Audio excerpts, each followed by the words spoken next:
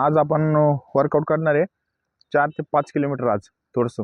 कारण आज थोडंसं स्ट्रेंथ वाढवणार आहे. इतके दिवस आपण ते हिल पेनमुळं आपण थोडंसं नॉर्मल स्लो जॉगिंग करत होतो. आता आपण जॉगिंगच करू, फक्त थोडं डिस्टन्स वाढू थोडंसं हळू. त्याच्यानुसार कळण आपल्याला प्रॅक्टिस वाढती नाही वाढती. त्याच्यामुळं आज स्लोमध्ये जाऊ, 5 किलोमीटर मारू आज, 4 ते 5 किलोमीटर. बघू किती डिस्टन्स, किती टाईम येतो, काय डिस्टन्स येतो. ठीक आहे, चल भेटू. स्ट्रेचिंग तर झाली आपली, आता तिथून आलो स्ट्रेचिंग करू, तर रनिंग स्टार्ट करू. चल.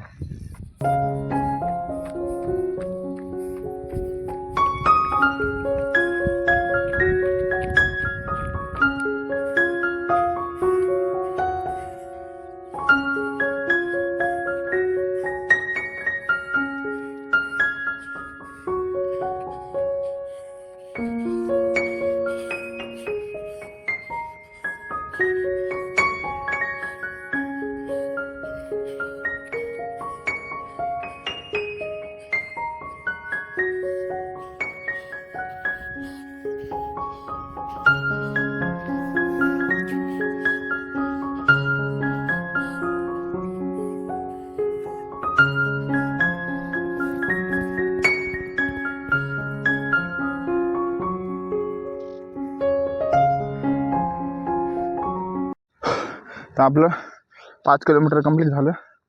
लई दिवसानंतरून मारलं होतं 5 किलोमीटर.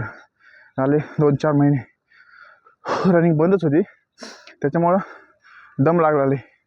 पण रनिंग करताना नवीन असो का जुना असो माणूस, रनिंग जर लई दिवसांनी चालू केले ना, तर एक मेन प्रॉब्लेम आहे, एका साईडने दुखतं. माझं पण एका साईडने दुखत होतं.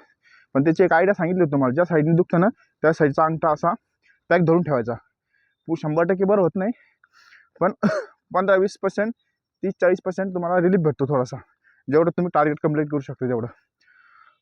आणि अजून एक गोष्ट सांगतो, टार्गेट कधी कंप्लीट करायचं, भले तुम्ही चलत करा, रनिंग करत करा, काही करा.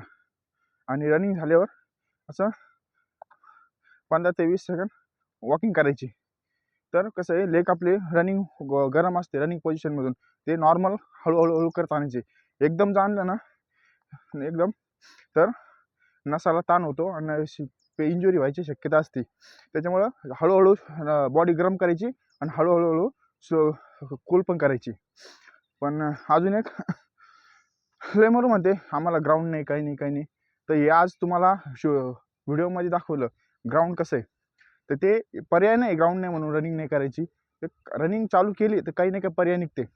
मी स्वतः डेमो केला. इथं ग्राउंड अवेलेबल नाही आहे, सगळे रोडनी पळते.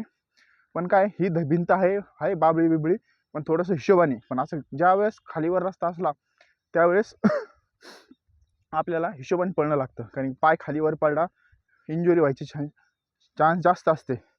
त्याच्यामुळं हे कारण म्हणू नका की रोड नाही आहे, ग्राउंड नाही आहे.